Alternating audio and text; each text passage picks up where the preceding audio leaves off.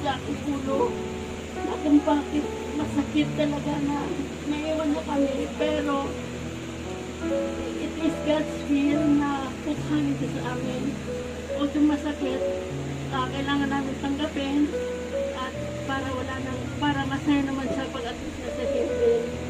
Kaya sa lahat ng mga nakiramay na tumulong sa amin since day one, kami nagpapasalamat sa inyo lahat. Taas puso kami nagpapasalamat sa inyo. Walang kumpay na pasasalamat sa inyo. Bawat isa sa inyo. Magsimula man sa kay Oning, sa sunod ng mga sa mga salita, sa lahat ng mga pamangkin niya na hindi talaga nagsasawa sa paggabay sa kanya, sa pagtulong sa kanya, kasi lahat kami nasasaktan sa pag-alis niya. Pero talagang wala kami magagawa. Sinurrender na lang namin siya kasi it is God's will. Ibig sabihin talagang gusto na siya ni Lord na kuhanin sa amin. So wala kami magagawa kundi ibigay namin ang puso namin, ibibigay sa kanya. Si Monica, ang tawag namin ng tita niya. So hanggang ngayon, kahit hindi siya nagsisingin sa aming mga ulo, tatanggapin pa rin namin ang mga sa aming kalooban. Yun lang po masasabi ko. God bless us all. Umpisan ko sa salitang pasasalamat sa inyo lahat. Simulan ko sa mga pamilya ko na hindi niyo ko pinabayaan. Simulan ko sa stroke si Mami noong unang araw.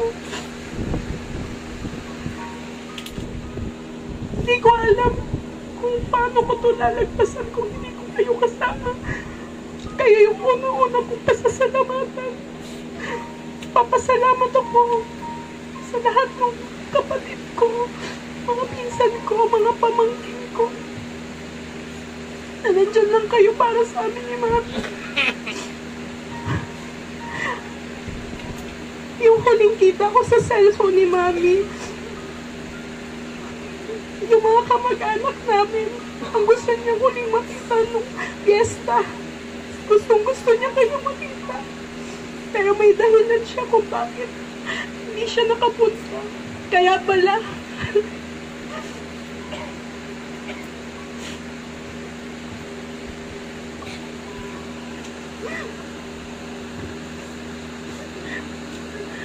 nung nasa ICU kami, ako lang mag-isa nun. Hindi ko ma-imagine yung araw-araw na baka mawala na siya sa amin.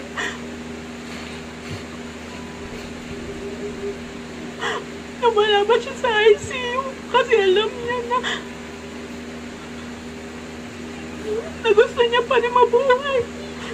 May mga gusto pa siyang parating. May mga pangarap siya sa akin. Mami,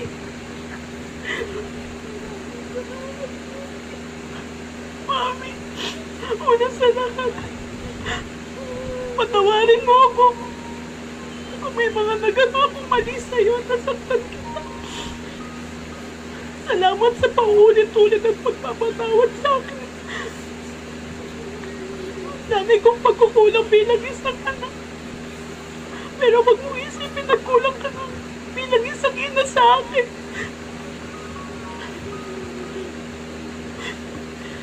Hindi ka man perfectong ina, pero pinatunayan mo sa milyong rason na maging mabuting ina.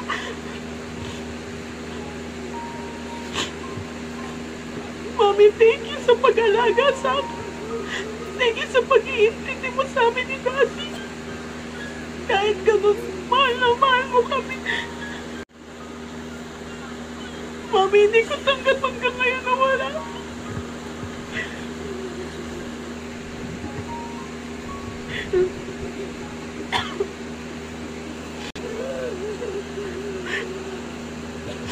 Mami.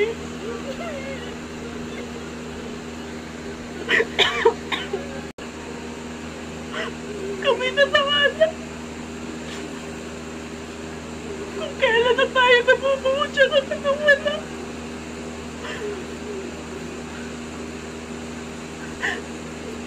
Mami, magpahiya ka na. Huwag kang mag-alala. Andito kami lahat ngayon mo. Basta magpahinga ka na. Alam ko pagod ka na. Huwag ka mag-alala sa amin. Alam ko paano ko sasabihin kay Clay na wala na yung loli niya.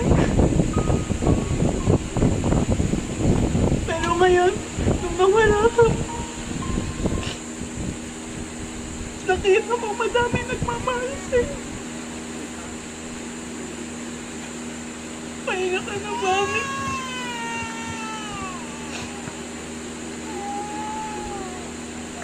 Salamat.